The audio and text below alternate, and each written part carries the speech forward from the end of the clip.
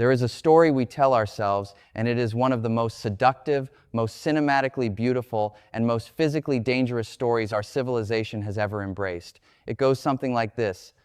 Out there, just beyond the orbit of our one fragile world, sits a second canvas, a rust-colored sphere waiting patiently in the dark like a lighthouse at the edge of an ocean we have not yet learned to cross. We look at its photographs and see something that feels almost familiar, almost home. We see valleys and mountains, and the long, cold whisper of ancient riverbeds carved into the skin of another world. And in that almost familiar geometry, we find comfort. We find escape. We find the beginning of what feels like an answer to the oldest and most urgent question our species carries in its chest, which is, what do we do when this world is no longer enough? I want to gently, but with full physical precision, dismantle that story for you tonight. Not because wonder is wrong, not because ambition is foolish, but because the universe has spent 13.8 billion years writing its laws in the cold, indifferent language of mathematics, and those laws do not negotiate with our comfort. They do not soften their edges for our poetry. And when we arrive at Mars, not in our imaginations, but in our bodies, those laws will be waiting for us with an efficiency so complete, so instantaneous, so geometrically final, that we will not even have the luxury of a dramatic death.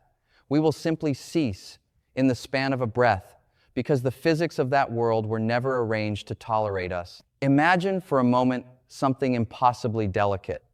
Take a single snowflake, one of those microscopic crystalline architectures that requires a perfect, narrow band of temperature, humidity, and pressure to even exist for a matter of seconds in the open air. Now take that snowflake and drop it into the churning white-hot core of an industrial blast furnace, one of those titanic chambers where steel itself loses its molecular coherence and flows like water. Do not just imagine the snowflake melting. Understand what is actually happening at the level of physics. The furnace is not hostile to the snowflake in the way a predator is hostile to prey. It is not pursuing it. It is not even aware of it. The environment simply operates according to its own thermodynamic rules, rules that are utterly and completely incompatible with the structural conditions that allow the snowflake to exist. The moment the snowflake enters that space, the surrounding physics erase it. Not gradually, not with warning, instantaneously, because the furnace was never built around the snowflake's needs, and the snowflake has no leverage against the temperatures that govern that chamber. That is the relationship between a living human body and the surface of Mars. Precisely, perfectly, and without a single metaphorical concession, that is what the physics describe. Let us begin with the atmosphere, because the atmosphere is where the arithmetic of death begins most immediately. The Martian atmosphere is not thin in the way we might describe mountain air as thin. It is not a lesser version of what we know. It is, by the functional standards of human physiology, the nearest thing to nothing that still qualifies as something. The surface pressure on Mars hovers around 6 to 8 millibars. Earth maintains an average surface pressure of approximately 1,013 millibars. That means the Martian air pushing against your skin at any given moment is less than 1% of what your biology was constructed to survive. This brings us to what physicists call the Armstrong limit, named after American physician Harry George Armstrong, who identified in the mid-20th century a precise thermodynamic threshold that no unprotected human body can cross and survive. That limit sits at approximately 19 kilometers of altitude above the Earth's surface, where atmospheric pressure drops to 63 millibars. At that pressure, the boiling point of water descends to 37 degrees Celsius, which is, not incidentally, the standard operating temperature of the human body. This is not a coincidence of poetry. This is the mathematics of phase transition colliding with the mathematics of biology, and the result is catastrophic. Below the Armstrong limit, the liquids in your body do not merely feel uncomfortable, they boil. The moisture on the surface of your eyes and lungs begins to vaporize. The water in your cellular tissue undergoes rapid phase transition from liquid to gas. Your blood, that warm, pressurized, beautifully engineered river running through your veins, begins to foam. The medical term for what follows is ebulism, and it is the physiological equivalent of your entire biological plumbing system attempting to expand beyond the structural capacity of the vessels containing it. Your tissues swell. Your circulatory architecture fails. The elegant hydraulic precision of your vascular system collapses in seconds, not from violence applied from outside, but from the simple, cold fact that the thermodynamic conditions necessary to keep that liquid no longer exist. Mars does not sit near the Armstrong limit. Mars sits catastrophically far below it. The surface of Mars, in terms of its atmospheric pressure, is functionally equivalent to standing at roughly 35 kilometers above the Earth's surface, deep in a zone where no exposed human biology has ever functioned or ever will. And this is only the beginning. The second physical reality waiting for us on Mars is the thermodynamic arithmetic of its temperature, and this arithmetic is not merely uncomfortable. It is a machine designed by pure physics to strip thermal energy from any warm object with an efficiency that borders on mechanical cruelty. The average surface temperature of Mars sits around negative 60 degrees Celsius, though it swings with brutal range from approximately negative 125 degrees at the poles in winter to a deceptive high of around 20 degrees near the equator at midday. That upper range sounds almost survivable until you understand what the thin air actually does to heat transfer. On Earth, our dense, layered atmosphere acts as a thermal buffer. It holds heat, it distributes it. It creates the conditions under which insulation can function, because insulation works by trapping air, and trapped air retains thermal energy with reasonable efficiency when the surrounding medium is dense enough to slow the transfer. On Mars, that medium barely exists. The thin, sparse atmosphere cannot hold heat. It cannot distribute it.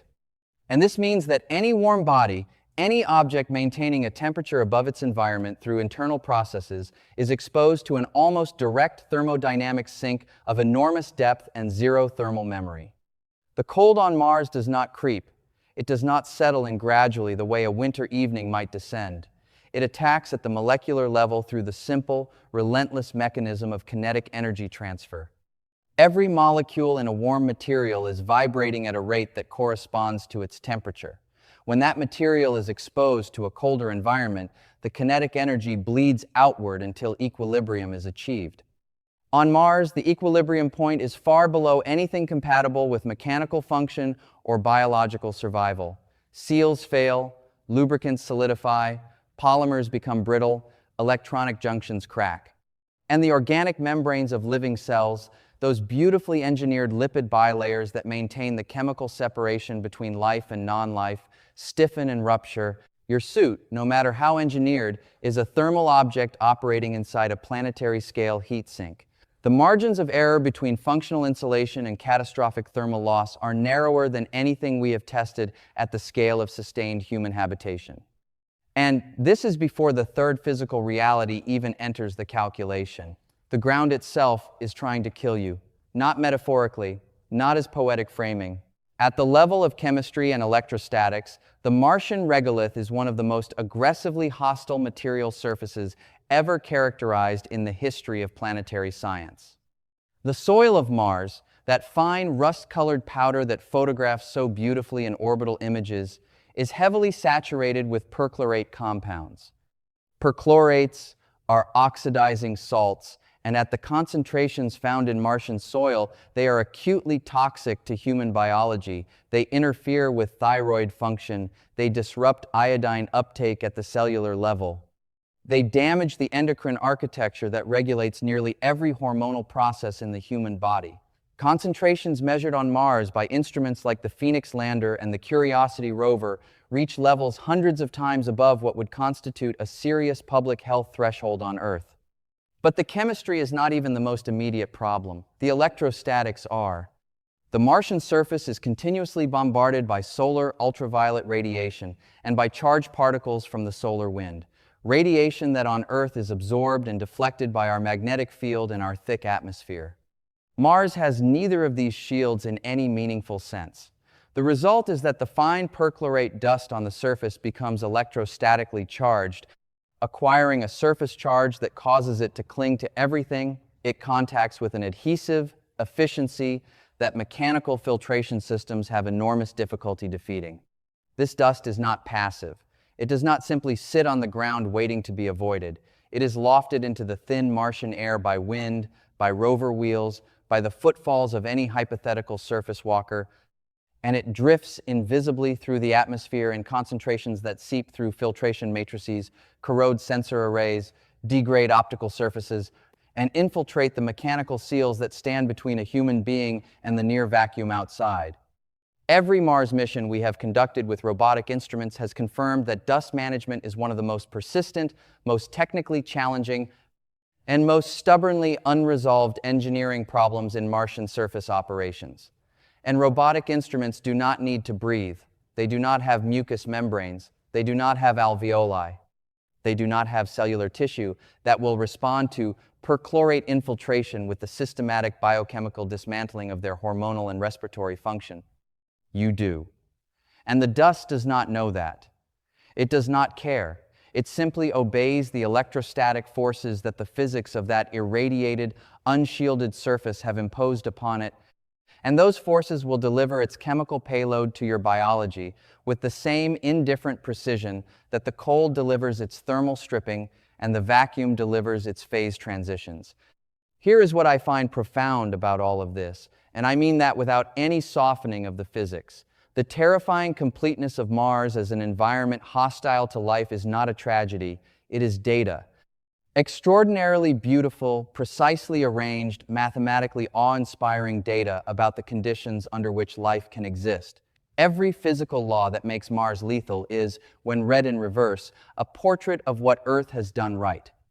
The atmospheric pressure that would boil your blood on Mars tells you precisely how extraordinary it is that Earth maintains a surface pressure calibrated to keep liquid water liquid inside biological systems.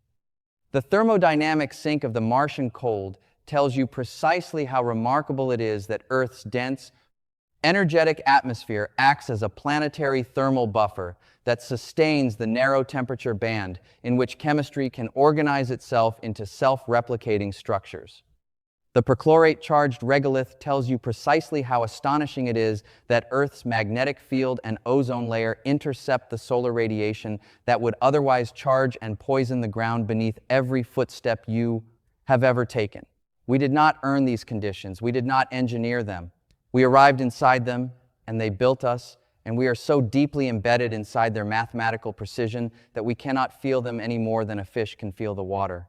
But Mars offers us something the fish will never have. It offers us the contrast, the view from outside the conditions that allow us to exist, a view so unambiguous, so physically total in its hostility, that it strips away every comfortable illusion we carry about the ease of life and forces us to see with full intellectual clarity how narrow and how extraordinary the physics of our home truly are. The cosmos is not our enemy. It is simply not arranged around our survival, and that distinction, held clearly and without flinching, is not a reason for despair. It is an invitation to a more honest, more rigorous, and more genuinely awe-filled relationship with the universe we actually inhabit, a universe where the mathematical conditions that allow a single cell to maintain its chemical separation from chaos are not guaranteed anywhere, not assumed by any physical law, and not replicated, as far as we have measured, anywhere within the extraordinary void that surrounds us. That is what Mars is teaching us, not about where we might go, but about the stunning, improbable, physics-deep miracle of where we already are.